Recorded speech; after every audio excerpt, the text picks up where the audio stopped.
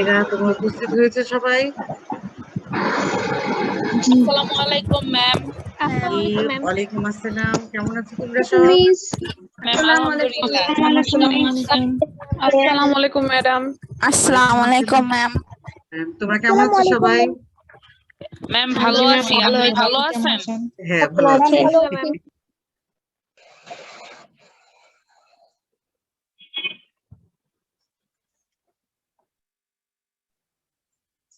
তোমরা তো আরো ক্লাস করেছো সবাই, তাই না? Yes ma'am. জি ম্যাম। কেমন লাগছে সিটি কলেজে? ম্যাম ভালো। আলহামদুলিল্লাহ ভালো ম্যাম। ঠিক আছে, আমি তোমাদের তো সাবজেক্টের পেপারটা একটু যাই, কি পড়াবো।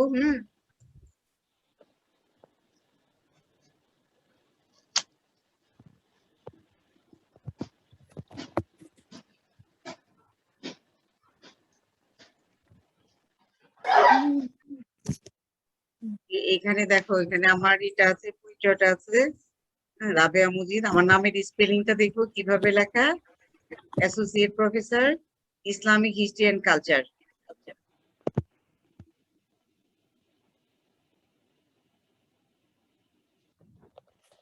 তোমাদের সাবজেক্টের নাম তোমরা দেখো, স্বাধীন বাংলাদেশের অভ্যুদয়ের ইতিহাস, history of the emergence of independent Bangladesh.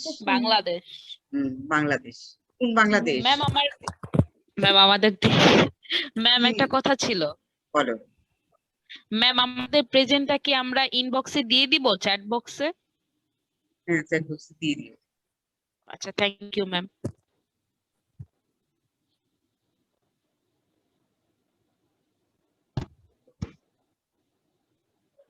তোমাদের এই যে সাবজেক্ট কোড দেখো, সাবজেক্ট কোড হচ্ছে 211501।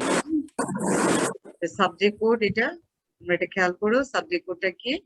এখন আমাদের এই যে স্বাধীন বাংলাদেশের অভ্যুদয়ের ইতিহাস, এটা হচ্ছে আমাদের পেপার। একদিকে তোমাদের কিন্তু সাবজেক্টের পেপার, একদিকে হচ্ছে এটা সাধারণ জ্ঞানের বিষয়গুলি। বাংলাদেশ যে বিষয়গুলি, সেটা হচ্ছে এই সাধারণ জ্ঞানের বিষয়গুলি। এই জন্য তোমরা এই পেপারটা কিন্তু মনোযোগ দিয়ে পড়বে। একসাথে পাচ্ছ সাবজেক্টের বিষয়, আর দিয়ে পাচ্ছ কি সাধারণ জ্ঞানের বিষয়গুলি। সেজন্য তোমরা একটু খেয়াল করে প্রথম থেকেই ভালো করে পড়ার চেষ্টা করবে, যাতে তোমাদের কি হয়, একের ভিতরে 2 বা 3 পাওয়া যায়। হ্যাঁ, আর তোমাদের সাথে অনলাইনে অনার্সে প্রথম ব্যাচ যারা, তোমাদের সাথে আমরা অনলাইনে ক্লাস করছি, আমি করছি। এর আগে হয়তো হয়েছে, আমি গিয়েছিলাম না, কিন্তু তোমাদের সাথে প্রথম তোমরা আমাদের অনলাইনে ক্লাস। আর তোমাদের সেশন সম্পর্কে জানো? তোমরা সেশন জানো তোমাদের? 2020 and 2021। হ্যাঁ, 21। Yes ma'am.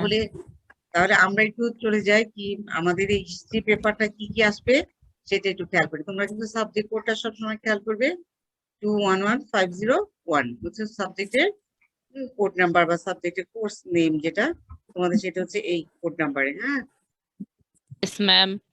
এই যে দেখো, আমাদের আমি একটু বইগুলোর নাম দিয়ে দিয়েছি।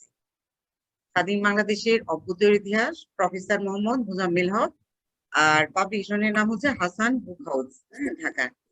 এটা একটা বই গেল। তারপরে দেখো, স্বাধীন বাংলাদেশের অভ্যুদয়ের ইতিহাস, এটা হচ্ছে কয়েকজনে মিলে এটা লিখেছে, ডক্টর A.K.M. শওকত আলী খান, তারপর A.B.M. গুলাম ফারুক, তারপর হচ্ছে S.M. রফিকুল ইসলাম মোহাম্মদ,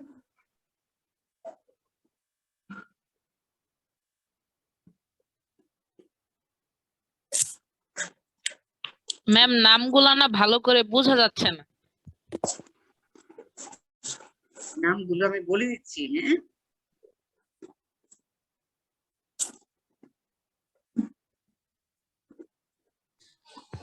ম্যাম প্রথম বইটা আবার একটু দেখাবেন?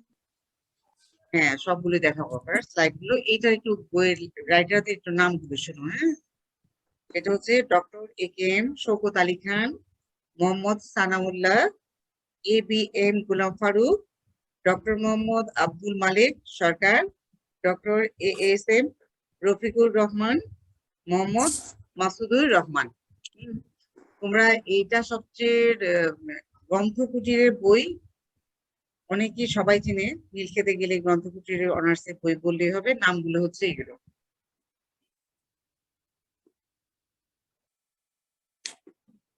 মিস আমাদের কি এই সাবজেক্টের জন্য শুধু এই বইটা কিনলেই হবে? অনার্সে তো একটা বই হয় না, আমাদের আরেকটা বই যেটা, সেই বইয়ের স্লাইডটা আমি এখানে দিয়ে দিচ্ছি, পরে তোমাদের আমি গ্রুপে দিয়ে দিব। হ্যাঁ, বইটা দেখো, বইটা কি দেখা যায় এখানে? জি মিস, দেখা যাচ্ছে। হ্যাঁ, সালাম নাসিরের ম্যাম বই। আমাদের দুইটাই কিনতে হবে? আমাদেরকে দুইটা বই তো অবশ্যই কিনতে হবে। অনার্সে পড়তে হলে কয়টা বই লাগে? ম্যাম বইটা একটু আবার দেখাবেন? ওইটা আমি গ্রুপে দিয়ে দিব, ঠিক আছে? যাতে Yes, তোমরা ma'am. দেখতে পাও। হ্যাঁ, কোনো Okay, প্রবলেম যাতে না হয়। তোমরা এই বইটা কিনবে, আর ওইখান থেকে দুইটা থেকে যে কোনো একটা বই কিনবে। দুইটা বই অবশ্যই কিনতে হবে। দুইটা বই কারণ কি, একই জায়গায় একই রকমের কোশ্চেন রয়েছে, যার জন্য তোমাদেরকে দুইটা বই অবশ্যই কিনতে হবে।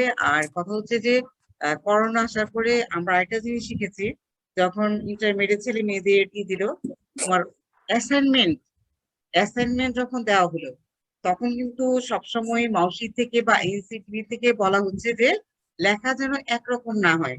লেখা যদি একরকম হয় তাহলে কি হবে, খাতা বাতিল হয়ে যাবে। জমা অ্যাসাইনমেন্ট নেওয়া খাতা হবে না। অ্যাসাইনমেন্ট খাতা কি হবে, বাতিল হয়ে যাবে। এখন কথা হচ্ছে আমরা অনলাইনে ক্লাস শুরু করেছি, অফলাইনে ক্লাস আমরা হয়তো সামনে যদি করোনা পরিস্থিতি আমাদের ফেভারে থাকে, কম থাকে, তাহলে কিন্তু আমরা আবার কি করতে পারবো, অফলাইনে ক্লাস দিতে পারবো। কিন্তু অফলাইনে ক্লাস নিলেও বা করোনাকালীন সময় ক্লাস নিলেও আমাদের কিন্তু বই থাকতে হবে। অনার্সে কিন্তু বই থাকে অনেক। আমরা যখন ইউনিভার্সিটিতে পড়েছি কত রকমের বই পড়েছি, আমাদেরকে আমরা খুব বেশি বই সাজেস্ট করি না যে এখান থেকে বইগুলো দেখে নিলেই হবে। তোমরা বিশেষ করে যে কালো বইটা আমি দেখিয়েছি, গ্রুপে আমি দিয়ে দিব বইটার নাম। হ্যাঁ, স্বাধীন বাংলাদেশের অভ্যুদয়ের ইতিহাস, সালাম নাসির নজরুল। এই স্লাইডে আমি দিয়ে থ্যাংক দিব ইউ ম্যাম। তোমাদের বইয়ের নাম। এই বইয়ের নাম আমি দিয়ে দিব। এখন আমার এখানে একটু কথা আছে, সেটা হলো যে তোমাদের সাথে তো আমার ফেস টু ফেস যেহেতু দেখা নাই, আর তোমরা মাঝে মাঝে তোমাদের ছবি দিয়ে তোমাদের নাম বলো। তোমার এটা একটু একটু মিউট করে দাও, শব্দ আসছে তো একটু মিউট করে দাও। হ্যাঁ, কে একটু মিউট করে দাও, মিউট করে দাও। এখন আমরা একটু চলে যাই যে আমাদের এই যে ম্যাম ওই নামটা বোঝা যাচ্ছে না, এখান থেকে বাজে সাউন্ড আসতেছে। এই যে বইটা দেখো, ফার্স্টের থেকে বলা হচ্ছে মিউট করতে করতেছি না।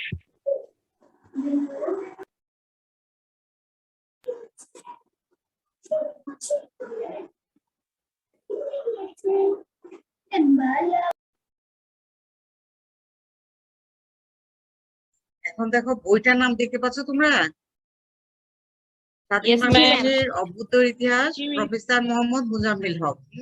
আরেকটা বইয়ের নাম দিলাম, সেটা হলো স্বাধীন বাংলাদেশের অভ্যুদয়ের ইতিহাস, সালাম নাসির নজরুল। এই সালাম নাসির নজরুলের বইটা ভালো হবে। তোমাদের একটা বইয়ের কথা তো বলিনি, দুইটা বই তোমাদের অবশ্যই কিনতে হবে। দুইটা থেকে তিনটা বই থাকলে আমার ভালো রেজাল্ট করতে হবে। এখন আমরা দেখতে পাচ্ছি যে মাউসি থেকে যেটা দিয়েছে প্রশ্নের ব্যাপারে, যে অতি উত্তম, অতি উত্তম, উত্তম, ভালো আর অগ্রগতির প্রয়োজন। তাহলে কথা হচ্ছে অতি উত্তম, আমরা আগে কিন্তু এই শব্দটার সাথে ওইভাবে ব্যাপকভাবে পরিচিত ছিলাম না। এখন কি হচ্ছে, আগে বলতাম আমরা গুড, বেটার, বেস্ট, এখন তার উপরে চলে আসছে এক্সিলেন্ট। অতি উত্তম মানে হচ্ছে কি এক্সিলেন্ট। এক্সিলেন্ট। এক্সিলেন্টে চলে গেছি আমরা, সেই জন্য আমাদের সবকিছু কি হবে, এক্সিলেন্ট। হ্যাঁ, Yes, আর ma'am. তোমাদের আরেকটা ব্যাপার একটু বলে রাখি, তোমাদের যেহেতু একটা সুযোগ আছে এখানে বাংলায় লেখার, বাংলায় লেখার সুযোগ আছে, তোমরা পয়েন্ট দিয়ে ভালো করে লিখলে কিন্তু স্বাধীন বাংলাদেশের অভ্যুদয়ের ইতিহাস কিন্তু নাম্বার আসে অনেক ভালো। আর যেহেতু নাম্বার অনেক ভালো আসে, সেই জন্য প্রথম থেকেই আমাকে একটু খেয়াল রাখতে হবে যে আমার রেজাল্টের বা আমার নাম্বারের ব্যাপারে কি হেল্প করতেছে এই সাবজেক্ট। এই স্বাধীন বাংলাদেশের অভ্যুদয় ইতিহাসে যেটা এগুলো যে তুমি লিখতে পারলেই হয়েছে, সেটা হলো হাতের লেখার স্পিড থাকতে হবে তোমাদের। আর যে জিনিসটা হলো যে কতটুকু সময়ের মধ্যে আমি জিনিসটা শেষ করবো। তোমাদের এই স্বাধীন বাংলাদেশের অভ্যুদয় ইতিহাসে 3টা ধাপে কোশ্চেন হয়। সেটা হলো প্রথম যে ধাপটা হচ্ছে তোমরা পাবে যে ব্রিফ কোশ্চেন, অতি সংক্ষিপ্ত প্রশ্ন। এই অতি সংক্ষিপ্ত প্রশ্ন কিন্তু উত্তর এক কথায় বা 1-2 লাইনের ভিতরে শেষ করতে হবে। এটা হচ্ছে নাম্বার হচ্ছে কত? 1 নাম্বার কত?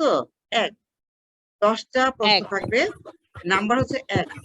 সবচেয়ে মজার যেটা ব্যাপার হলো যে এই 1 যেরকম মানে ইউনিভার্সাল ট্রুথের মতো চিরন্তন সত্য, সেটা সূর্য যেরকম প্রতিদিন উঠে আবার সূর্য কি যায়, অস্ত যায়, সেই রকম একটা ব্যাপার যে অঙ্কে যেরকম নাম্বার পেলে তোমার কাটার কোনো সুযোগ নেই, সেই রকম তোমাদের ব্রিফ কোশ্চেনে কিন্তু 1-এর মধ্যে 1ই তোমাকে দিতে হবে। এটাকে হাফও দেওয়া যাবে না, যেহেতু আমাদের ফ্র্যাকশন বা ভগ্নাংশের কোনো মার্কস এখন আর নেই।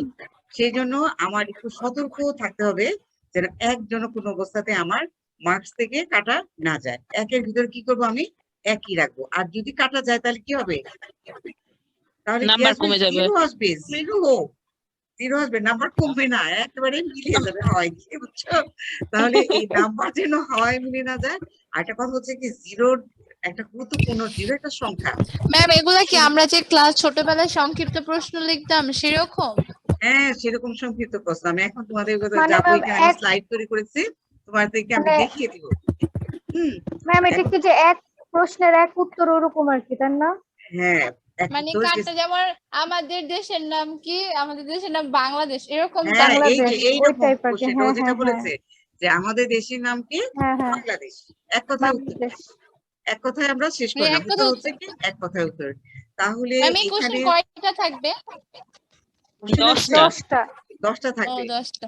10টা থাকবে। 10টা থেকে একটা জিনিস আমাদের একটু খেয়াল করতে হবে, যেহেতু আমরা কিন্তু বৃত্ত ভর করার সুযোগ এখানে পাচ্ছি না, আমাদের কি করতে হবে? লিখতে হবে।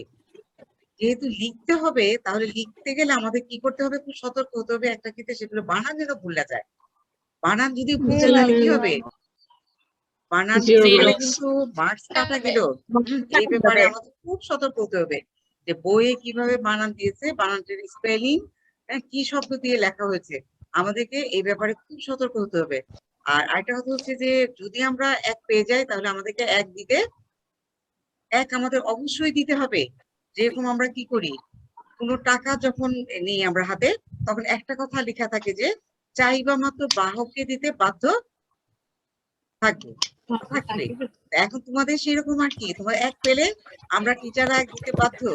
সে 1 জি কথাটা ম্যাম, হচ্ছে যে বুঝতে 1 পারছি। কোনো অবস্থাতেই কাটা যাবে না। আমি নাম্বারের ব্যাপারে খুব সতর্ক করি, কারণ নাম্বারটা আমার সবচেয়ে বড় অ্যাসেট হচ্ছে আমার নাম্বার। আমার রেজাল্টের গুরুত্বপূর্ণ অংশ হচ্ছে কি মার্কস। মার্কস কাটা গেলে সর্বনাশ। আমি এত কষ্ট করতেছি, আমার মার্কস কোনো অবস্থাতেই কি করতে যাবে না, করতে যাওয়া যাবে না। কোনো অবস্থাতেই কাটা বা কোনো অবস্থাতে আমার মার্কস যেন না চলে যায়, হারিয়ে যায়।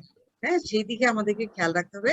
আরেকটা কথা হচ্ছে, 0 একটা সংখ্যা, 0 একটা সংখ্যা, কিন্তু সংখ্যার বাম পাশে যদি থাকে তাহলে কিন্তু 0-র কোনো গুরুত্ব নেই, আছে? বাম পাশে যদি না ম্যাম। 0 থাকে বা 0 থাকে, নো ম্যাম। তুমি যদি একেবারে মাটি থেকে উঠে একবার আকাশ পর্যন্ত লিখতে লিখতে চলে যাও, তাতেও কিন্তু তুমি কিন্তু কোনো গুরুত্ব নাই এটার। কিন্তু ডান দিকে যখন চলে আসছো, তখন কিন্তু সংখ্যার কিন্তু অনেক গুরুত্ব। তুমি 1-এর সাথে যখন অনেকগুলো সংখ্যা দিবে, তখন কি হবে? আমরা 0 দিয়ে দিয়ে কোথায় চলে যাই? কুচিতে, অযুত, নিযুত, লক্ষ, কুচি, এভাবে আমরা উপরের দিকে চলে যাই। তাহলে আমাদেরকে সতর্ক থাকতে হবে যে আমরা কখনোই বাম দিকে 0 নিব না। কোন দিকে 0 নিব? ডান দিকে। ডান ডান দিকে। দিকে যে অবশ্যই ডান দিকের সংখ্যাটা আমাদেরকে নিতে হবে। এই জন্য আমাদেরকে এই ma'am. ব্যাপারে সতর্ক থাকতে হবে। আরেকটা কথা, সেটা হলো যে এই ব্রিফ কোশ্চেন যেটা অতি সংক্ষিপ্ত প্রশ্ন, এক কথার পরে আমরা একটু যাব, সেটা হলো 4 মার্কসের প্রশ্ন আছে এখানে, 4 নাম্বার। 4-এর ক্ষেত্রে আমাদেরকে কেমন লেখা লিখতে হবে? সেটা হলো যে 4-এর ক্ষেত্রে আমাদেরকে মিডিয়াম লেখা লিখতে হবে। 10-এর ক্ষেত্রেও আমাদেরকে একটা মিডিয়াম লেখা লিখতে হবে, যে অতি বড় হয়ে গেলেও আমাদেরকে শেষ করতে হবে। নির্দিষ্ট একটা সময় বেঁধে দেওয়া হয়েছে, এই সময়ের ভিতরে আমাকে শেষ করতে হবে। এখন কিভাবে শেষ করতে হবে সেটি হচ্ছে বড় রকমের একটা টেকনিক। এখন এই জিনিসটা আমাদের একটু খেয়াল রাখতে হবে। মেয়েদের ক্ষেত্রে যে প্রবলেম গুলো হয় সবসময় করে কি, প্রথমে থাকে তো ব্রিফ কোশ্চেন, 1-এর প্রশ্ন, তারপর 4 থাকে, চারের প্রশ্নটা ওরা মনের মাধুরী মিশিয়ে লেখে। হ্যাঁ, এতই মনের মাধুরী মিশিয়ে লেখে চারের প্রশ্নটা কি হয়ে যায়, 10-এর সমান হয়ে যায়। এখন আমি যখন চার প্রশ্নটা শেষ করে 10-এর কোশ্চেনটা ধরেছি, 10 নাম্বার, হ্যাঁ, তখন কিন্তু Yes, ma'am. 10-এর যে নাম্বারটা, হ্যাঁ, এই 10-এর মার্কসটা তখন কি হয়ে যায়, একদম 4-এর মতো হয়ে যায়। তো আমাকে একটা জিনিস মাথায় রাখ,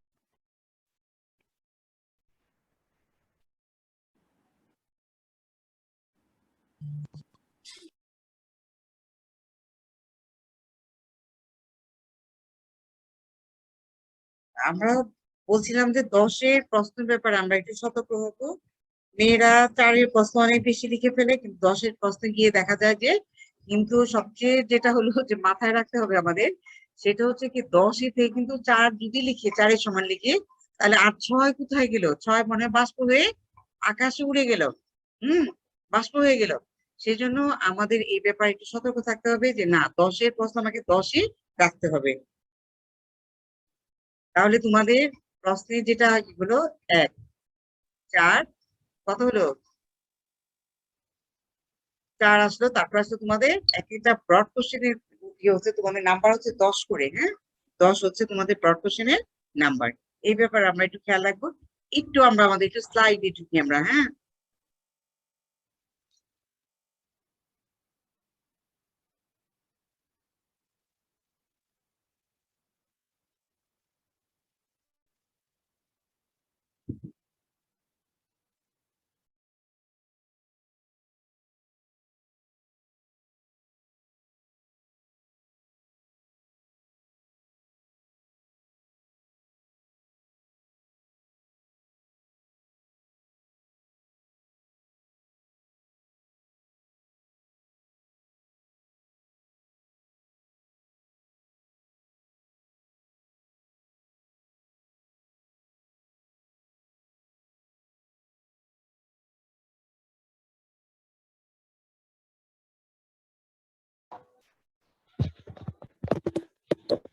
প্রথমে আমরা একটু চলে যাব কোথায়, আমাদের সিলেবাসে আমরা চলে যাব। আমাদের চ্যাপ্টার থাকে 10টা চ্যাপ্টার থাকে। প্রথম অধ্যায়, দ্বিতীয় অধ্যায়, তৃতীয়, চতুর্থ, পঞ্চম, তারপর হচ্ছে তোমাদের ষষ্ঠ অধ্যায়, সপ্তম অধ্যায়, অষ্টম অধ্যায়, নবম অধ্যায়, দশম অধ্যায়। এই 10টা অধ্যায় মিলে তোমাদের স্বাধীন বাংলাদেশের অভ্যুদয়ের ইতিহাসে সিলেবাস তৈরি করা হয়েছে। তাহলে এই যে 10টা অধ্যায়ে আমরা যদি একটু যাই, দেখো প্রথম অধ্যায়ের নাম হচ্ছে দেশ ও জনগোষ্ঠীর পরিচয়। তাহলে এই যে দেশ ও জনগোষ্ঠীর পরিচয়, এটা হলো প্রথম অধ্যায়ের নাম। আমি পাশে তোমাদের ইংলিশ দিয়ে দিয়েছি, তোমরা এটা দেখে নিবে। ম্যাম, হলো একটু বলতে চাচ্ছিলাম কি, এই যে এই পিডিএফটা কি আমাদের গ্রুপে দিয়ে দেওয়া হবে? হ্যাঁ, যাতে তোমরা সবসময় দেখতে পারো, ঠিক আছে।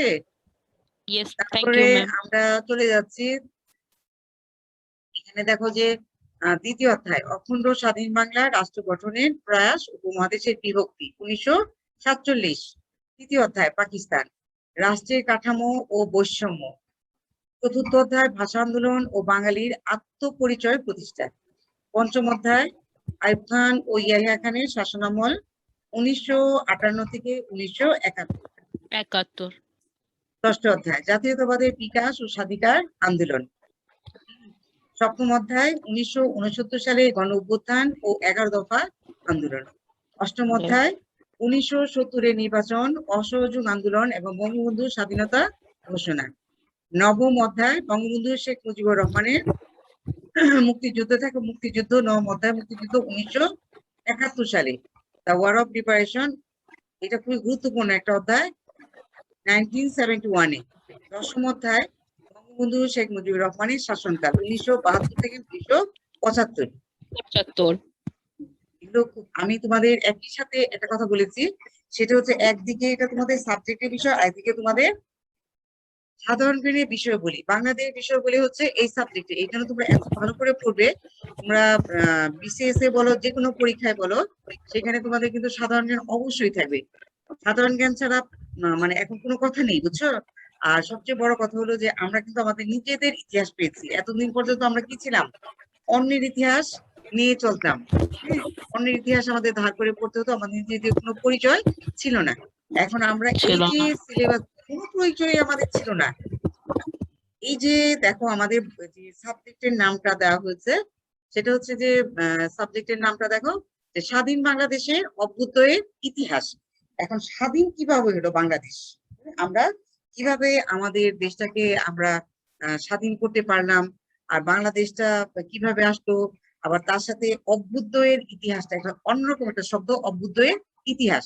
তাহলে এই যে হিস্ট্রি অফ দ্য ইমার্জেন্স মানে দেখো অফ ইন্ডিপেন্ডেন্ট, আমরা এই যে স্বাধীনতা থেকে পেলাম ইন্ডিপেন্ডেন্ট অফ বাংলাদেশ। এখন এই যে history of the emergence of independent Bangladesh, এই বাংলাদেশের স্বাধীনতা কিন্তু এমনি এমনি আসেনি। অনেক কষ্টের, অনেক ত্যাগ, অনেক তিতিক্ষা, অনেক কিছুর বিনিময়ে আমরা আমাদের নিজস্ব দেশ পেয়েছি, আমরা আমাদের ঐতিহ্য পেয়েছি, আমরা আমাদের ইতিহাস পেয়েছি। আগে আমাদের কোনো ইতিহাস ছিল না, আমরা কোন দেশের নাগরিক? মানে অদ্ভুত রকমের একটা কোশ্চেন যে আমরা কোন দেশের, আমরা কি ভারতের, আমরা কি পাকিস্তানের, হ্যাঁ কোন দেশের নাগরিক? তাহলে আমরা আমরা যখন ছিলাম ভারতের অধীনে তখন তোমাদের একটু একটু যেতেই হবে যে ভারত কেন, যে এই জন্য যে একটা কথা যে তখন বাংলাদেশ কি ছিল, ভারতের অধীনে ছিল। কি ছিল? ভারতীয় উপমহাদেশ। একটা মহাদেশের পরে স্থান হয় কার? উপমহাদেশের। তাহলে ভারত কিন্তু পৃথিবীর মধ্যে একটা বড় এলাকা ছিল তখন। তখন এটা কি ছিল? কন্টিনেন্টের পরে হচ্ছে সাবকন্টিনেন্ট, ভারতীয় উপমহাদেশ। তাহলে এই যে ভারতীয় উপমহাদেশের একটা অংশ ছিল কি? পূর্ব বাংলা, ইস্ট বেঙ্গল। আমরা কি ছিলাম? ইস্ট বেঙ্গলি বা বাংলার অধিবাসী পূর্ব ছিলাম বাংলা। পূর্ব বাংলা। এই পূর্ব কথাটা কখনো আমরা ছাড়তে পারিনি। যখন আমরা পাকিস্তান থেকে বিরক্ত হয়েছে, এই যে এখানে দেখো আমরা যখন নিয়ে চলে গেলাম, আমাদের সিলেবাসে আছে যে সিলেবাসের ভিতরে যখন আমরা এই যে দেখো দ্বিতীয় অধ্যায় অখণ্ড স্বাধীন বাংলা রাষ্ট্র গঠনের প্রয়াস উপমহাদেশের বিভক্তি 1947 সালে। এই যে 1947 সালে কি হলো? পার্টিশন হয়ে গেল, ভাগ হয়ে গেল, বিভক্ত হয়ে গেল। হ্যাঁ, এই যে বিভক্ত, অবিভক্ত, তোমার অনেকগুলো শব্দ থাকে যে বিভক্ত, অবিভক্ত, অখণ্ড, এগুলো সমর্থক শব্দ। তাহলে এই শব্দগুলোর দিকে আমাদের একটু খেয়াল রাখতে হবে। বিভক্তিকরণ বা বিভক্ত, অখণ্ড, যেটাকে যেটা বিভক্ত অখণ্ড কোনটা? যেটাকে ভেঙে ফেলা হয়নি, একসাথে একত্রে রয়ে গেছে। যখনই ভাঙা হয়েছে সেটা কি হয়েছে? বিভক্ত হয়ে আলাদা খণ্ডিত হয়ে হয়ে গেছে। অন্য একটা আলাদা হয়ে গেছে। এখন Yes, এই ma'am. যে আলাদা হওয়াতে সেটা হলো যখন ভারতের অধীনে আমরা ছিলাম, ভারতের অধীনে শোষণটা হয়েছে, কিন্তু শোষণটা কিন্তু ওইভাবে তুলে আসেনি। ভারতের শোষণটা হয়েছিল জমিদারদের দ্বারা, আমরা শোষিত হয়েছিলাম। কি যে কাদের দ্বারা? হিন্দু জমিদারদের দ্বারা আমরা জমিদারদের দ্বারা। ভীষণ ভাবে শোষিত হয়েছিলাম। কিন্তু Yes, ma'am. ভারতের চেয়ে অনেক বেশি শোষণের হাতিয়ার হয়েছিল পাকিস্তানিরা। পাকিস্তানিদের দ্বারা আমরা চরম বৈষম্যের, সীমাহীন চরম বৈষম্যের শিকার হয়েছিলাম আমরা। তাহলে দেখা যাচ্ছে যে এই যে চরম বৈষম্যের, আমরা যখন ভারত থেকে বের হয়ে আসলাম 1947 সালে, তখন কিন্তু 3টা রাষ্ট্র হওয়ার কথা ছিল। একটা হচ্ছে ভারত, তো আগেই ছিল, ভারতটা ভেঙে 2টা রাষ্ট্র হওয়ার কথা ছিল, একটা হচ্ছে পাকিস্তান আর একটা হচ্ছে বাংলাদেশ। কিন্তু কি হলো? খুব এখানে একটা খুব চালাকি, মানে কানিং ফক্স ছিল কে? মোহাম্মদ আলী জিন্না। মোহাম্মদ আলী জিন্না কি করেছিল? যে লাহোর প্রস্তাব কবে হয়েছিল? 1940 সালে হয়েছিল লাহোর প্রস্তাব। 1940 সালে হয়েছিল লাহোর প্রস্তাব। আমার কথা বোঝা যায়? Yes, ma'am. জি ম্যাম। তাহলে জি ম্যাম, এই বোঝা যে যায়। এই যে 1940 সালে হয়েছিল কি লাহোর প্রস্তাব। লাহোরটা কোথায় অবস্থিত? লাহোর কোথায় অবস্থিত বলো তো? পাকিস্তানে, ম্যাম। পাকিস্তানে পাকিস্তান। অবস্থিত। পাকিস্তানের। পাকিস্তান। পাকিস্তানে। কিন্তু যখন এই লাহোরের কথা আমরা বলতেছি, 1940 সালে যখন লাহোরের কথা বলতেছি, লাহোর কিন্তু তখন পাকিস্তান কিন্তু কি ভারতের একটা অবিচ্ছেদ্য অংশ। পূর্ব বাংলা যেরকম একটা অবিচ্ছেদ্য অংশ ছিল, সেই রকম লাহোরও ছিল এই ভারতের বা ভারত উপমহাদেশের একটা বা ভারতবর্ষের একটা অবিচ্ছেদ্য অংশ ছিল। কোথায়? লাহোর ইয়েতে, কিংবা পাকিস্তানের লাহোর। কিন্তু মোহাম্মদ আলী জিন্না এত চতুর ছিল, এত চালাক ছিল, সে কি করলো? এটা এই অধিবেশনটা, যে লাহোর প্রস্তাবের যে অধিবেশনটা হলো, এই অধিবেশনটা কিন্তু ভারতে হতে পারতো, কিন্তু খুব কৌশলগত ভাবে, খুব চালাকি করে কোথায় নিয়ে গেল? পাকিস্তানে নিয়ে চলে গেল। পাকিস্তানে কোথায়? লাহোর। আমরা জানি যে পাকিস্তানের একটা বিখ্যাত শহর বা প্রদেশ হচ্ছে কি? লাহোর। তাহলে লাহোরে নিয়ে চলে গেল। এই যে লাহোরে নিয়ে গিয়ে সেখানে কি করা হলো? লাহোর প্রস্তাবের ভিত্তিতে, লাহোর প্রস্তাব উত্থাপিত করলো কে বা উত্থাপন করলো কে? প্রস্তাবটা উত্থাপন বা উত্থাপিত করলো কে? শেরে বাংলা একে ফজলুল হক। শেরে বাংলা একে ফজলুল হক ছিল কি? এই পূর্ব বাংলার মানুষ। আর বাংলার জনগণের জন্য যারা মানে অনেক বেশি আত্মত্যাগ অনেক বেশি করেছে তাদের অন্যতম একজন হচ্ছে শেরে বাংলা একে ফজলুল হক। তাকে দিয়ে চালাকি করে কি করলো প্রস্তাবটা উত্থাপন করা করলো কে মোহাম্মদ আলী জিন্নাহ এবং পাকিস্তানি লোক যারা ছিল তারা শাসক গোষ্ঠী যারা ছিল তারা এর সাথে জড়িত হয়ে কি করলো শেরে বাংলা একে পক্ষে দিয়ে লাহোর প্রস্তাবে এটাকে উত্থাপিত করালো। কেন করালো? যদি লাহোর প্রস্তাবে উত্থাপিত না হতো উত্থাপন করা না হতো তাহলে কি হতো না পাকিস্তান গঠিত হতো না। আর পাকিস্তানের সাথে কিন্তু চলে আসছিল কি বাংলাদেশ হওয়ার কথা ছিল একই সময়। তখন লাহোর প্রস্তাবে একটা কথা বলা হচ্ছে স্টেটস। স্টেটস মানে হচ্ছে অনেকগুলো রাজ্য। এই লাহোর প্রস্তাবে যখন স্টেটস কথাটা চলে আসলো অনেকগুলো রাজ্য যখন চলে আসলো তখন দেখলো যে মোহাম্মদ আলী জিন্নাহ দেখলো যে মহাবিপদ। কি করবে? একই সাথে পূর্ব বাংলা যদি চলে যায় স্বাধীন হয়ে যায় তাহলে পাকিস্তান কি হবে? একটা ছোট্ট রাষ্ট্র হয়ে যাবে। তাহলে পাকিস্তানের কি হবে? সীমানা আয়তন এলাকা কি হবে? ছোট হয়ে যাবে। তাহলে তাহলে কি করা যাবে? পূর্ব বাংলাকে কখনোই বিচ্ছিন্ন করতে দেওয়া যাবে না। তখন কি করলো? কৌশলে কি করলো? স্টেট থেকে এস কথাটা তারা বাদ দিয়ে দিল। কি করলো তারা? এস কথাটা বাদ দিয়ে কি করলো? শুধু স্টেট। স্টেট বলে কি হয়? একটি মাত্র রাজ্য হয়। স্টেট বলে কি হয়? একটি মাত্র রাজ্য হয়। রাজ্য হয়। হ্যাঁ, একটি মাত্র দেশের কনসেপ্ট আসলো। তখন যখন হুসেন শহীদ সোহরাওয়ার্দী শেরে বাংলা কে শরৎ বসু অন্যান্য বাংলাদেশের পূর্ব বাংলা যারা ইয়ে ছিল নেতৃস্থানীয় নেতারা ছিল তখন তারা এটা যখন উত্থাপন করলো তখন এটাকে কি করলো? এই মোহাম্মদ আলী জিন্নাহ ধামাচাপা দিল না। লাহোর প্রস্তাবে কখনোই স্টেট কথা আসেনি। কি এসেছে? স্টেট কথা আছে। একটা রাষ্ট্র থাকলে আরেকটা রাষ্ট্র কোথা থেকে হয়? নো নেভার, কখনোই হতে পারে না। সেজন্য কি করলো তারা খুব কৌশলে চালাকি রাস্তা নিয়ে কি করলো বাংলাদেশকে তাদের অংশ করে দিল। তাহলে এই 1947 সালে কি হলো? পাকিস্তান ভারত বিভক্ত হয়ে গেল। ভারত বিভক্ত হয়ে কি হলো? 1947 সালে আগস্ট পাকিস্তান স্বাধীন হয়ে গেল। আর 15 আগস্ট কি হলো? কি বলে ভারত স্বাধীন হয়ে গেল আলাদা। কিন্তু মাঝখান থেকে আমরা যে ছিলাম আমরা যে শোষণের হাতে ছিলাম এক শোষণ থেকে আমরা ভয়াবহ শোষণের হাতে পরিণত হলাম পাকিস্তানের অংশ হিসাবে। এখন এই যে পাকিস্তানের অংশ যখন হলাম এই যে 1947 সালে যখন পাকিস্তান হয়ে গেল পাকিস্তান হওয়ার পর থেকে তখন বাংলার জনগণ বুঝে গেল যে সংখ্যাগরিষ্ঠ জনগণ বা নাগরিক ছিল কোথাকার? পূর্ব বাংলার। কিন্তু পশ্চিম পূর্ব বাংলা কিন্তু পশ্চিম পাকিস্তানের অধিবাসী বা জনগণ ছিল সংখ্যায় খুবই বাংলাদেশের তুলনায় পূর্ব বাংলাতে অনেক কম। এখন আয়তন এলাকা সব দিক থেকে কিন্তু প্রাধান্য পাওয়ার কথা কার ছিল? পূর্ব বাংলার। এই পূর্ব বাংলা যখন কি করলো পাকিস্তানের অধীনে গেল বা পাকিস্তানের অংশ হলো তখন এর নাম থাকলো কি পূর্ব পাকিস্তান। পূর্ব কথাটা থেকে আমরা কখনো আর বের হয়ে আসতে পারলাম না। তখন কি হলো? পূর্ব পাকিস্তান হয়ে গেল। এখন এই যে পূর্ব পাকিস্তানের অংশ হলো তখন আরেকটা ব্যাপার হলো যে পূর্ব পাকিস্তানের একটা জিনিস ছিল সেটা হলো যে বাংলাদেশ ছিল কি নদীমাতৃক দেশ হতে খুব পূর্ব অঞ্চল ছিল। এক সময় বাংলার অগণিত ধন সম্পদ কি করেছে যারা বাইরের বহিরাগত যারা মনে করো যে ব্রিটিশ পিরিয়ড বলো পর্তুগিজ ওলন্দাজ ইংরেজ ডাচ ফরাসি আরব পার্সিক বিভিন্ন দেশের কি বলে বণিক রাষ্ট্রে ব্যবসা করতে সেই জন্য বাংলার কিসের জন্য হচ্ছে শুধু অগণিত ধন সম্পদের কারণে। কিন্তু এই অগণিত ধন সম্পদ পরবর্তী সময় আমাদের কি করেছিল? সবকিছু কেড়ে নিয়ে আমাদের কি বানিয়েছিল? একটা বেগারে জাতি। আমাদেরকে বলেছিল আমেরিকার পররাষ্ট্র মন্ত্রী বলেছিল যে আমরা কি বটমলেস বাস্কেট তোলাবিহীন ঝুড়ির দেশ। এই উপাধি শেষ পর্যন্ত আমাদের হয়েছিল। এক সময় যেখানে সম্পদের পাহাড় ছিল পরবর্তী সময় আমাদের কাছে সম্পদ ওরা দূর করে কেড়ে নিয়েছিল। কেড়ে নিয়ে আমাদেরকে বানিয়েছিল কি বেগারের জাতি। পরবর্তী একদম শূন্য করে দিয়েছিল আমাদের হাত। শূন্য মানে শূন্য থেকে আমরা কি মাইনাসে চলে গিয়েছিলাম। একটা হিমাঙ্কের মতো অবস্থা চলে গিয়েছিলাম আমরা। সেই অবস্থা থেকে পরবর্তী সময়ে বাঙালিরা কি করলো? জেগে উঠতে শুরু করলো। আস্তে আস্তে যখন জেগে উঠতে শুরু করলো যে এই জেগে ওঠার পরবর্তী সময়ে যে 1949 সালে কি হলো? আওয়ামী মুসলিম লীগ গঠিত হলো। কিন্তু আওয়ামী মুসলিম লীগ থেকে পরবর্তী সময় মুসলিম কথাটা বাদ দেওয়া হলো। মুসলিম 1955 সালে মুসলিম কথাটা বাদ দিয়ে শুধু কি করলো? শুধু আওয়ামী লীগ কথাটা যুক্ত হলো। এই আওয়ামী লীগের নেতৃত্বে পরবর্তী সময় কি করা হলো? যে প্রথম তারা আমাদের উপরে আঘাত এনেছিল সেটা হলো কি ভাষার উপরে। ভাষার উপরে ওরা আমাদের আঘাত এনেছিল যে ভাষা নিয়ে পৃথিবীর ইতিহাসে কোথাও কোনো আন্দোলন বা কোনো রক্তপাত সংঘটিত হয়েছে পৃথিবীর ইতিহাসে নজিরবিহীন ঘটনা, একমাত্র নজিরবিহীন ঘটনা ঘটেছিল এই পূর্ব পাকিস্তানে।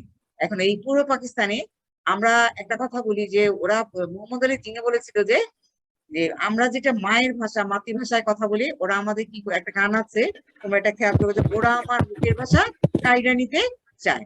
কারা কেড়ে নিতে চায় আমাদের মুখের ভাষায়? পাকিস্তানিরা পাকিস্তানিরা।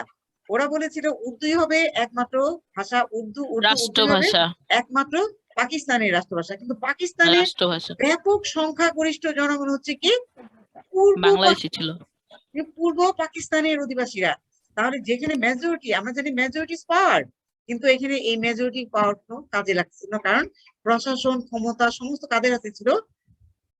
পাকিস্তানিদের হাতে, অর্থাৎ পশ্চিম পাকিস্তানিদের হাতে ছিল। যার জন্য প্রথম তার আঘাত আনলো কিসের উপরে? এই যে ভাষার উপরে।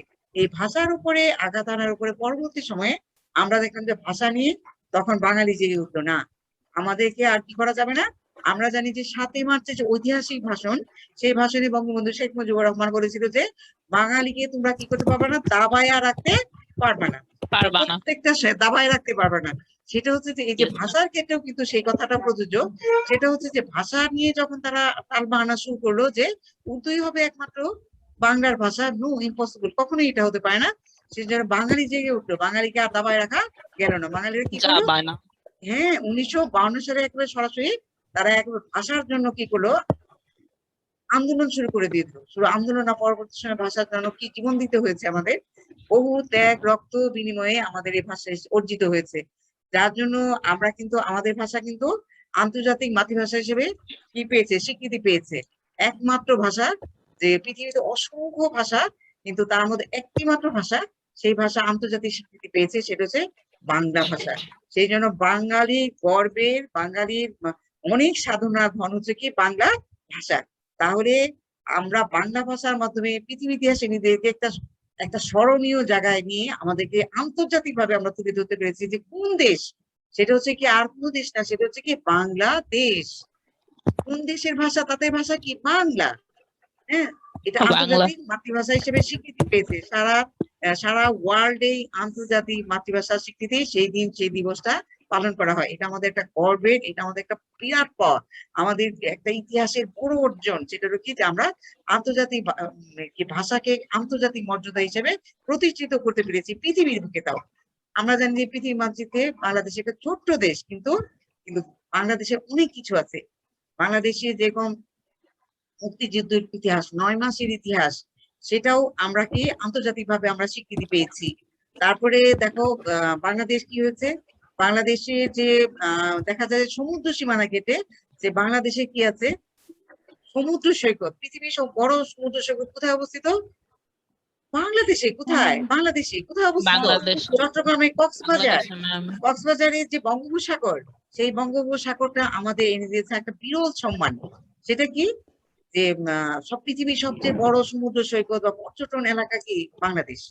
এইভাবে আমরা একটি পেয়েছি পরবর্তী সময়ে দেশ, আমরা পেয়েছি পৃথিবীর মানচিত্রে একটা স্বাধীন দেশ, ইন্ডিপেন্ডেন্ট একটা দেশ পেয়েছি আমরা, স্বাধীন দেশ পেয়েছি। আর জনগোষ্ঠী কি জনগোষ্ঠী? আমরা বাঙালি। এখন আমরা বাঙালি থেকে পরবর্তী সময় আমরা কি চলে আসছি? বাংলাদেশি। আমাদের ন্যাশনালিটি কি, আমাদের আইডেন্টিটি কি? বাংলাদেশি। বাংলাদেশি। আমার দেশ কি? আমার দেশ হচ্ছে বাংলাদেশ। আমাদের দেশ হচ্ছে বাংলাদেশ। আমাদের ন্যাশনালিটি হচ্ছে কি? বাংলাদেশি। তাহলে আমরা একদম পৃথিবীর বুকে হিমালয়ের মতো মাথা উঁচু করে দাঁড় করিয়েছি এই আমাদের দেশ, এই আমরা জাতি, বাঙালি জাতি। আমাদের নেশন আছে, আমাদের নেশন পতাকা আছে। আমরা সবুজের ভিতরে, এই যে আমরা এখানে দেখাচ্ছি যে বইয়ের ভিতরে দেখো আমরা সবসময় কি করি, যে লালের ভিতরে দেখা যাচ্ছে এই যে লালের ভিতরে দেখো, সবুজের ভিতরে লালের চিহ্ন দিয়েছি আমরা। হ্যাঁ, এটাকে আমরা আমাদের পতাকা, পতাকা হিসাবে তুলে ধরেছি পৃথিবীর মানচিত্রে। এই হচ্ছে দেখো যে আমার দেশ, এই হচ্ছে আমার ম্যাপ, এই হচ্ছে আমার পতাকা, এই আমার জাতীয় পরিচয় বহন করতেছে এই পতাকা, এই ফ্ল্যাগ। এই ফ্ল্যাগের গুরুত্ব অনেক বেশি, অনেক মর্যাদার আসনে প্রতিষ্ঠিত করেছে আমাদেরকে। এখন আমরা এই যে প্রথম যে অধ্যায় যে হচ্ছে দেশ ও জনগোষ্ঠীর পরিচয়, description of the country and it's people. হ্যাঁ, এখন এই যে দেশ ও জনগোষ্ঠীর পরিচয়ের ভিতরে আমরা একটু চলে যেতে চাই, একটু অধ্যায়ে আমরা একটু ঢুকতে চাই। সেটা হলো আমরা বলেছিলাম যে অতি সংক্ষিপ্ত প্রশ্ন। এখন অতি সংক্ষিপ্ত প্রশ্নটা আমরা বলি যে ব্রিফ কোশ্চেন। এই ব্রিফ কোশ্চেনের নাম্বার কত? 1। ব্রিফ কোশ্চেনের নাম্বার কত? 1। এখন দেখো 1 নাম্বার প্রশ্নে দেখো, বাংলার প্রাচীন জনপদ সমূহ কি কি? বঙ্গ, বঙ্গ, পণ্ড, বরেন্দ্র, বরেন্দ্র, রাঢ়, সমতট, হরিকেল, আরো সম্রন, আছে। আমরা অল্প কিছু নাম দিয়েছি, এত নাম লেখা যেহেতু এক কথায় যেহেতু সমতট। অনেকগুলো প্রায় 17টার মতো বা জনপদ রয়েছে বা আরো বেশি জনপদ রয়েছে, কিন্তু এখানে এই যে এই শব্দগুলো দিয়ে ম্যাম জনপদের নাম কি ম্যাম? 17টাই দিতে হবে না 4-5টা দিলে হবে? না, এই যে তোমরা এই যে দেখো ব্রিফ কোশ্চেন যখন আমরা আসবো, আমরা প্রশ্নের উত্তর বুঝে আমরা কোশ্চেন করবো, ঠিক আছে? এই ব্রিফ কোশ্চেনে কিন্তু আমরা Yes, বাংলা ma'am. জনপদ দিয়েছি কয়টা? বঙ্গ একটা, পুণ্ড 2, 6টা, বরেন্দ্র, ma'am. রাঢ়, হুম, সমতট, 6টা। হরিকেল। কিন্তু এইখানে আমরা একটু 6টা। তাকাবো। এই যে প্রশ্নগুলো দেখো, হ্যাঁ। তোমরা একটু খেয়াল করে দেখো, উত্তরের দিকে যাও, যে বঙ্গ বানানটা কি স্পেলিং দিয়ে হয়েছে শব্দটা? হ্যাঁ, বঙ্গটা। হুম। তারপর পুণ্ড বানানটা কি হয়েছে? বরেন্দ্র। রাঢ় কি দিয়ে হয়েছে? সমতট, হরিকেল। এই বানান কিন্তু ভুল করা যাবে না। এখানে বানান যদি একটা ভুল হয় তাহলে নাম্বার কাটা যাবে। 6টা বানানই 0 আমাকে ম্যাম, রাইট করতে 0 হবে। দিয়ে দিবেন হ্যাঁ, বলছিলাম। ঠিক আছে। আচ্ছা ম্যাম, Yes, এই 6টার মধ্যে যদি একটা বানান ভুল হয় তাহলে কি আমি একটা শূন্য পাবো? এখন Obviously. বানান ভুল গেলে কি হবে? আমি যদি বলি যে তোমাদের বলি this is a girl, this is a girl, এখন আমরা দিস ইজ এ গার্ল যখন বলতেছি তখন যদি ইজ বাদ যায় তাহলে সেন্টেন্স ঠিক হলো? কি হবে না বলো তো? না ম্যাম। কে না, বাদ যায় ma'am. তাহলে কি হবে? সেন্টেন্স কি থাকবে থাকবে না কাটা হবে বলো? কোনটা কাটা বলো, হবে তোমরাই ম্যাম। বলো। তাহলে কি কাটা sentence হবে। হলো? তাহলে হলো না। তাহলে আমাদের খেয়াল রাখতে হবে যে খুব সতর্ক হতে হবে। আমি এই জন্য তোমাদেরকে সতর্ক করতেছি যে আমাদের সবসময় খেয়াল রাখতে হবে। আরেকটা কথা হলো যে যে তখন যে শব্দগুলো ব্যবহৃত হয়েছে সেগুলো কিন্তু মানে পাণ্ডিত্যে ভরা। হ্যাঁ, সংস্কৃত শব্দ বেশি ব্যবহৃত হচ্ছে, যার জন্য তাই তো শব্দগুলোর কিন্তু দেখতেছি ম্যাম। উচ্চারণ, হ্যাঁ শব্দগুলোর উচ্চারণ লেখা কিন্তু সংস্কৃত, তখন রাজ দরবারের ভাষা ছিল কি? সংস্কৃত ভাষা। পাণ্ডিতের ভাষা ছিল কি? সংস্কৃত ভাষা। বাংলা ভাষা সংস্কৃত কিন্তু ভাষা। Is not a simple language. এই যে কি একটা জটিল ল্যাঙ্গুয়েজ হচ্ছে কি এই বাংলা ল্যাঙ্গুয়েজ, কিন্তু English is a simple Pretty language. girl. কিন্তু ইংরেজি তোমাদের মাতৃভাষা না, সেজন্য আমরা ইংলিশ পারি না। কিন্তু বাংলা দেখো যে জটিল, দেখো আকার ইকার দীর্ঘার শিকার রসুকার রজফলা অনেক কঠিন, কিন্তু তারপরে কিন্তু যেহেতু তাও এটা তেমন আমাদের মাতৃভাষা, সঠিকভাবে বলতে পারি না। হ্যাঁ এই আমরা বলতে পারি, লিখতে পারি, fluently অবলীলায় বলতে পারি, তাই না? কিন্তু ইংরেজি হ্যাঁ যেহেতু ম্যাম। সিম্পল জি ওয়ার্ড ম্যাম। হওয়ার পরেও তারপরে কিন্তু আমরা পাই না, যেহেতু এটা আমার নিজের মাতৃভাষা না। কিন্তু তারপরেও ইংলিশের গুরুত্ব অনেক বেশি। সেটা হচ্ছে যে ইজ এ ইন্টারন্যাশনাল ল্যাঙ্গুয়েজ, যেহেতু ইন্টারন্যাশনাল ল্যাঙ্গুয়েজ জাতীয় ভাষা। সেই জন্য এটার গুরুত্ব কিন্তু অনেক বেশি। এই জন্য গুরুত্ব যে যেখানে ওয়ার্ল্ডে তুমি যেখানে পা রাখো না কেন, তোমার কিন্তু বাংলা ভাষা দিয়ে তোমাকে চিনবে না। কি দিয়ে চিনবে? ইংলিশ দিয়ে ইংলিশ। তোমাকে কথা বলতে ইংলিশ হবে, দিয়ে। ইংলিশ দিয়ে তোমাদের কথা বলতে হবে। জি ম্যাম। সেই জন্য ওই ইংলিশের ব্যাপারে আমরা অনেক সতর্ক হব। আর এরপরে সেকেন্ড কোশ্চেনটা দেখো, বঙ্গ নামটি কোন ধর্মগ্রন্থে পাওয়া যায়? এই যে দেখো, বঙ্গ নামটি কোন ধর্মগ্রন্থে পাওয়া যায়? উত্তর হচ্ছে অত্রের গ্রিকদের অরণ্যক। ঐতরেয়ের আরণ্যক গ্রন্থে এবং মহাভারতে। তবে বইয়ের ভিতরে এইটুক বেশি থাকে যে ঐতরেয়ের আরণ্যক গ্রন্থ। বানানগুলো দেখো ইজি বানান না, কিন্তু বানানগুলো তোমরা বারবার কয়েকটা একদম প্র্যাকটিস ম্যাম। করবা, কয়েকবার প্র্যাকটিস করলে এটা তো লেখা হয়ে যায়। উচ্চারণও করতে পারছি না। উচ্চারণ ঐতরেয়ের আরণ্যক গ্রন্থ। ঋগ্বেদ, আরণ্যক। হ্যাঁ ঐতরের আরণ্যক আরণ্যক। গ্রন্থ ওই কোথায় আছে? মহাভারতে ও- আছে, আর ঋগ্বেদ ঐতরেয়ের আরণ্যক গ্রন্থে আছে। এরপরে তিনে যাই, Yes, বঙ্গ ma'am. নামের উৎপত্তি কোন শব্দ থেকে এসেছে? তাহলে বঙ্গ চীন, নামটা তো এমনি তাত্ত্বিক না, আসতো না। ভাষা। তাহলে বঙ্গ নামের উৎপত্তি, এই উৎপত্তি কোন শব্দটা থেকে এসেছে? চীনা বা তিব্বতী ভাষা বং। বংটাকে কি বলা হয়? বং শব্দের অর্থ কি? বন। বন শব্দ বন। থেকে এসেছে। আর একটা মজার ব্যাপার হচ্ছে যে ব শব্দটা কিন্তু আমাদের জন্য একটা কি, ব শব্দটা আমাদের জীবনে বা একটা গোল্ডেন ইয়ের মতো। সে হচ্ছে কি ব শব্দটা, ব আমাদের জীবনে খুব গুরুত্বপূর্ণ একটা শব্দ, এত গুরুত্বপূর্ণ যে ব দিয়ে আমরা মাথা উঁচু করে দাঁড়িয়েছে, ব দিয়ে আমরা স্বাধীনতা পেয়েছি, ব দিয়ে আমরা দেশ পেয়েছি, ব দিয়ে আমরা জাতি পেয়েছি, ব দিয়ে আমরা নেশন পেয়েছি। হ্যাঁ, তাহলে কি Yes, হচ্ছে? ma'am. বাংলাদেশের নামের স্পেলিং কি? ব দিয়ে। ভাষা কি? বাংলা ভাষা। তারপরে হচ্ছে কি তোমার ন্যাশনালিটি কি? বাংলাদেশি, সবই কি? ব। বাংলাদেশি। তারপরে পৃথিবীর বৃহত্তম বদ্বীপ কোনটি? বদ্বীপ। তারপরে বড় সমুদ্র সৈকত যেটা পেলাম সেটা কি? বঙ্গোপসাগর কি দিয়ে? ব দিয়ে ম্যাম। ব দিয়ে আমার বয়ের অধ্যক্ষর আমাদের জন্য খুবই মানে কি সাংঘাতিক রকমের গুরুত্বপূর্ণ ম্যাম। খুব গুরুত্বপূর্ণ এবং আমাদের জীবনে যত মর্যাদার আসনে প্রতিষ্ঠা করেছে কি এই ব শব্দটা। ব যদি আমরা দেখি যে ব শব্দটা যদি আমরা অঙ্কের ভাষায় যাই, জ্যামিতির ভাষায় যাই, তাহলে ত্রিভুজ কিন্তু ব এর আকৃতি। ত্রিভুজের আকৃতি কি? ব। অনেকটাই ব এর আকৃতি। তাহলে ত্রিভুজের ক্ষেত্রে আমরা যে জ্যামিতি করতে যাই, প্রথমে কি আসে? প্রথমে আসে ত্রিভুজ। ত্রিভুজ না হলে কোনো কিছু শেখা যায় না। তাহলে ওখানেও তো আমরা গুরুত্ব পাচ্ছি, তাই না? অনেক বেশি Yes, গুরুত্ব ma'am. পাচ্ছি। এইভাবে গুরুত্বের আসনে বসিয়েছে ব শব্দটা আমাদেরকে।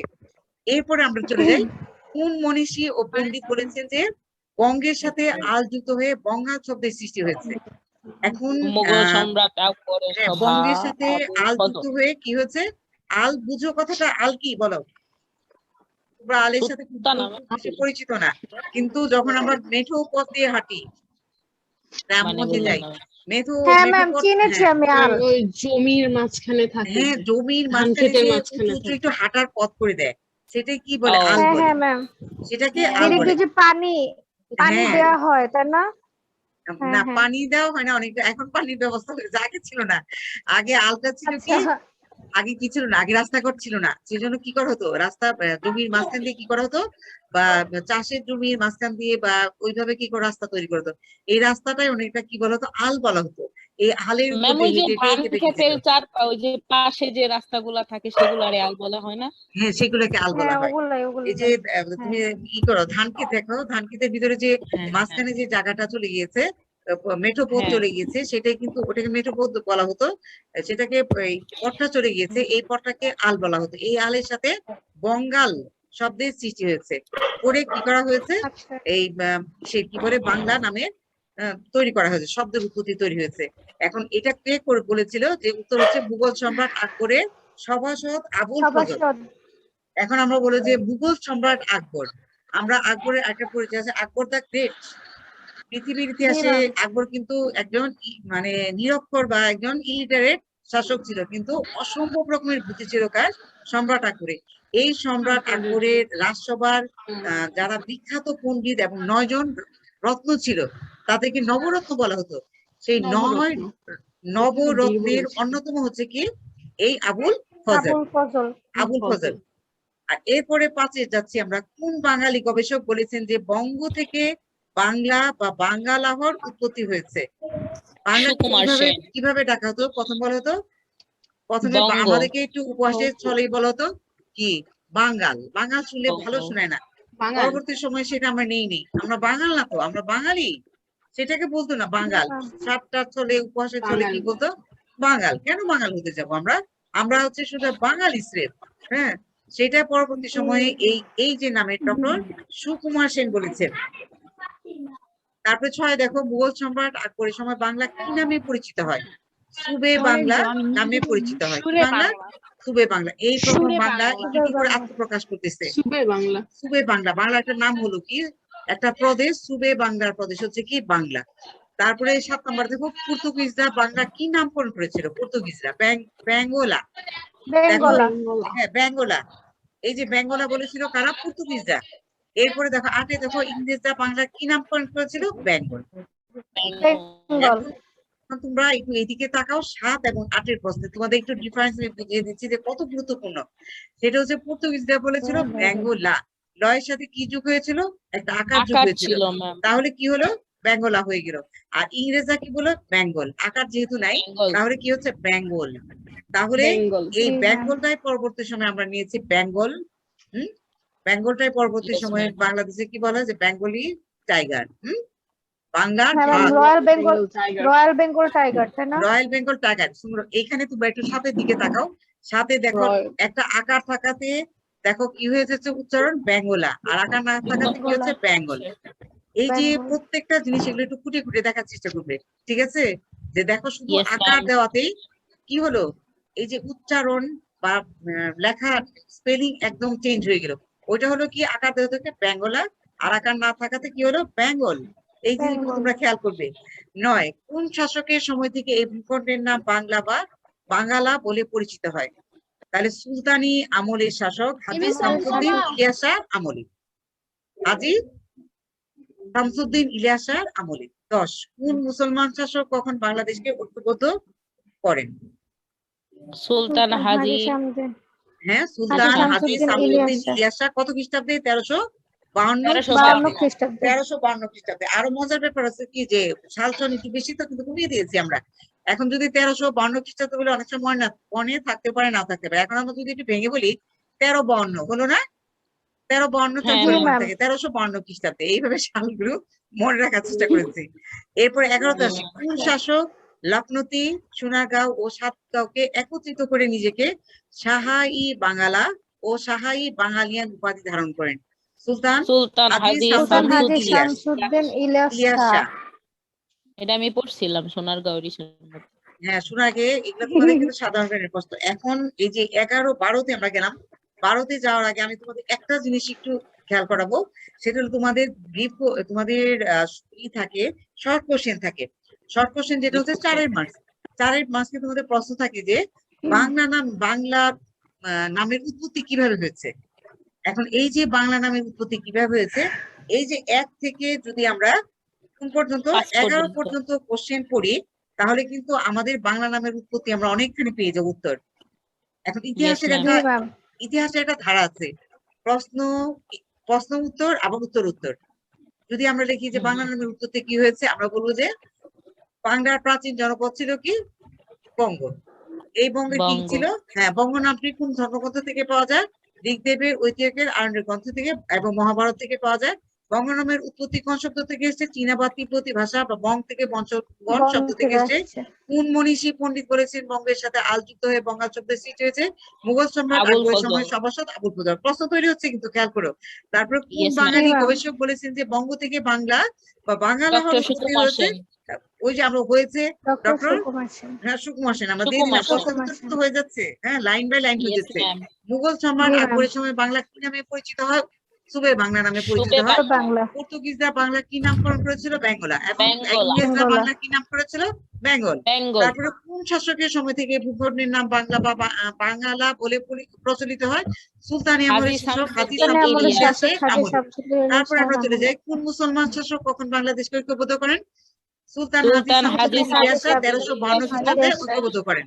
কোন Yes, শাসক ma'am. লখনৌতি, সোনারগাঁও ও সাতগাঁওকে একত্রিত করে নিজেকে শাহ-ই বাঙ্গালা ও শাহ-ই বাঙালিয়ান উপাধি ধারণ করেন? সুলতান ইলিয়াস হাজি শাহ। শামসুদ্দিন ইলিয়াস শাহ। একেবারে মানে প্রশ্নের অনেকখানি আমরা শেষ করে ফেলেছি, 4 প্রশ্ন অর্ধেকের মতো Ma'am, চলে serious? এসেছে। তাহলে এই যে কিছু মুখস্থ কিছু হয়ে টেকনিক গেছে। কিন্তু দিয়ে দিলাম, বুঝছো? কিছু কিছু টেকনিক জি, দিয়ে দিলাম, ma'am. একটু খেয়াল রাখতো। এখানে কিন্তু আমরা কোশ্চেন পেয়ে গেলাম, ঠিক আছে? ম্যাম জি, তাহলে ma'am. তো 4 নাম্বারের প্রশ্ন আর পড়তে হবে না আলাদা করে। 4 নম্বর প্রশ্ন আরেকটু হ্যাঁ পড়তে হবে। আসলে পড়তে হবে না, সেখান থেকে একটু পড়তে হবে। কারণ একটু করতে Yes, হবে, এই জন্য ma'am. যে অনার্স তো তোমরা তো Yes, ma'am. ইন্টারমিডিয়েট না, তোমরা তো যাচ্ছ কি অলরেডি, তোমরা একেবারে কি পোস্ট গ্রাজুয়েশন করতে যাচ্ছ। এখন ভাবা তোমরা অনার্স ডিগ্রি পাচ্ছ। হ্যাঁ, এই যে অনার্স যে ডিগ্রি পাচ্ছ, এই ডিগ্রি কিন্তু কি খুব মূল্যবান। আমাদের কিন্তু একটা কথা মাথায় রাখতে হবে, 2টা ডিগ্রি কিন্তু 4টা, আমাদের জীবনে 4টা সার্টিফিকেট খুব গুরুত্বপূর্ণ। সেটা হচ্ছে ম্যাট্রিক, এসএসসি, হ্যাঁ, SSC, HSC, honours, masters. Honours এবং মাস্টার্স। 2টা চলে গেছে, কিন্তু আর 2টা আমাদের হাতে আছে। একটা হচ্ছে কি অনার্স এর রেজাল্ট সার্টিফিকেট, আর হচ্ছে আর কি হচ্ছে মাস্টার্স। মাস্টার্স এর রেজাল্ট। হ্যাঁ, তাহলে আমাদের আর শুনো, ফিনান্সের মেয়েরা কিন্তু সিটি কলেজে কিন্তু সবচেয়ে সেরা মেয়েরা হচ্ছে, প্রত্যেকটা ডিপার্টমেন্টের মেয়েরা এত শার্প। আমাদের মেয়েগুলো, ভালো ভালো মেয়েগুলো, হাতে লেখা এত সুন্দর করে ওরা লিখে, এত উপস্থাপন এত সুন্দর। সেই জন্য বারবার সিটি কলেজ কিন্তু জাতীয় ইউনিভার্সিটিতে ফার্স্ট মানে কলেজ হয়ে বা বিশ্ববিদ্যালয়।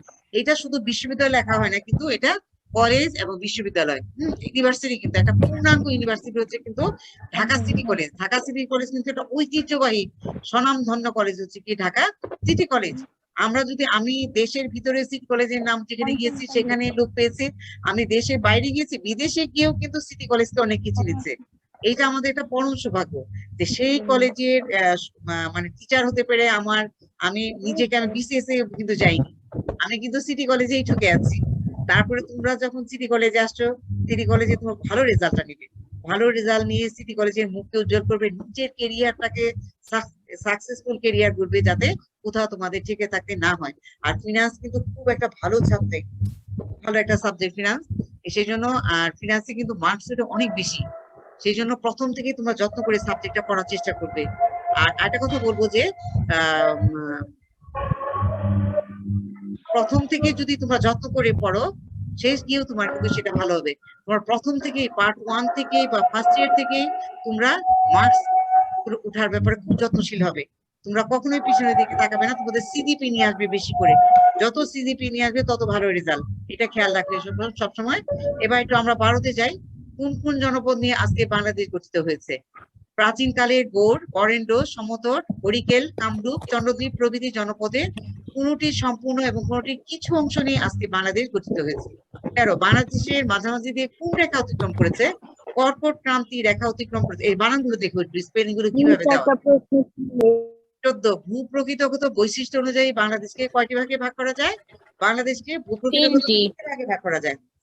টারশিয়ারি যুগের পাহাড়সমূহ, প্লাইস্টোসিন কালের সোপানসমূহ, সাম্প্রতিককালে প্লাবন সমভূমি। এগুলো খুব ভালো করে শিখে ফেলবে তোমরা। ম্যাম তোমাদের প্রশ্ন স্লোপান আছে। কি? সোপানটা নেক্সট সোপান যেটা হচ্ছে, আমরা বলতেছি যে সমতল এলাকার যে জায়গাগুলো, সমতল এলাকার জায়গাগুলো যেগুলো, এগুলো সোপান। আর এই যে ও পাহাড়ি এলাকা সেই যুগের পাহাড়ি এলাকাগুলোর নাম দেওয়া হচ্ছে কি? টারশিয়ারি। কি? টারশিয়ারি যুগ। টারশিয়ারি যুগ। যুগের একটা নাম দিতে হবে তো, এটা ডিউরেশন, সময়, যে কত সময়। যুগটা কত? 12 বছরে 1 যুগ।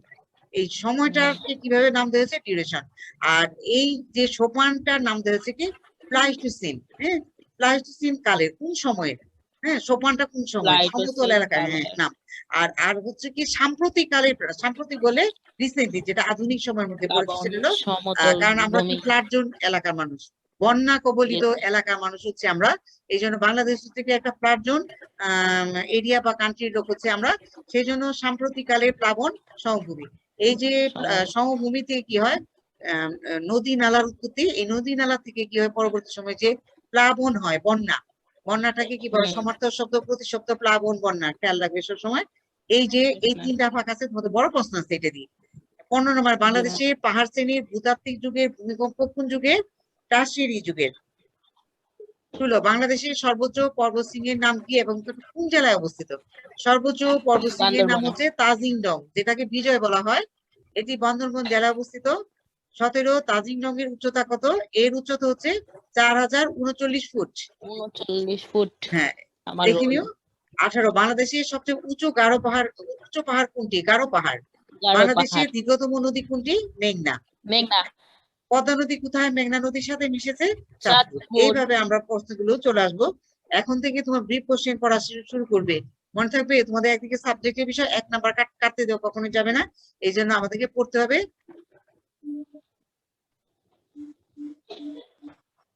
আচ্ছা শোনো, আজকে আমি এই যে প্রাচীন বাংলা জনপদ এই ক্লাসে পড়িয়ে দেবো। আজকে তোমাদের সেই ক্লাস শেষ করতেছি। তোমাদের কোনো কোশ্চেন ম্যাম আছে? জানার কিছু ক্লাস আছে? তো ম্যাম 5:50, 13 মিনিট বেশি হয়ে গেছে। ঠিক আছে, এরপরে আমরা একটু খেয়াল রাখবো। ঠিক আছে, তোমাদের হ্যাঁ, তোমরা সবাই ভালো থেকো। তোমরা কিন্তু আমি কিন্তু তোমাদেরকে একটা নাম দিয়েছি, তোমরা কিন্তু আমার ভুঁড়ের পাখি, বুঝছো? চিঠি করে যে ভুঁড়ের পাখি থ্যাংক ইউ তোমরা। ম্যাম। ঠিক আছে, আল্লাহ হাফেজ। Thank you ma'am. আসসালামু আলাইকুম আসসালামু ম্যাম। আলাইকুম। আসসালামু আলাইকুম। ওয়ালাইকুম আসসালাম। ম্যাম আসসালামু আলাইকুম। ওয়ালাইকুম আসসালাম। ম্যাম ভালো থাকবেন। অবশ্যই তোমরাও অনেক আমার আদর নিয়ে অনেক ভালো থেকো। জি ম্যাম, ভালো সুস্থ থাকবেন। থাকবেন, সাবধানে থাকবেন। ইনশাআল্লাহ তোমরাও ভালো থাকবে, সামনের সুস্থ সপ্তাহে থাকবে। আপনাকে দেখবো ম্যাম। আপনি ভালো থাকেন, সুস্থ থাকেন। আচ্ছা, আল্লাহ হাফেজ।